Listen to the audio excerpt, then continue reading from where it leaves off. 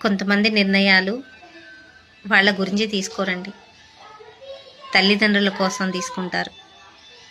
కొంతమంది పిల్లలు తల్లిదండ్రుల గురించి ఆలోచించే వాళ్ళు ఉంటారు. వాళ్ళ పరిస్థితులు, ఇబ్బందులు, వాళ్ళ సమస్యలు ఆలోచించే పిల్లలు ఉంటారు. పెళ్లి విషయం కానీ, చదువు విషయం కానీ, ఇంకేదైనా కానీ వాళ్ళకంటూ వాళ్ళు ఆలోచించుకోరు. తల్లిదండ్రుల గురించి ఆలోచించి నిర్ణయాలు తీసుకుంటారు. అది జీవితాంతం కష్టం అనుభవించాల్సిన వచ్చినా కానీ, బాధలైనా కానీ, మా తల్లిదండ్రుల కోసం నీ నిర్ణయం తీసుకుంటున్నాను అని తీసుకుంటారు. కొంతమంది 100కి 1% అంత మంచి వాళ్ళు ఉంటారు. అందులో నా పిల్లలు కూడా.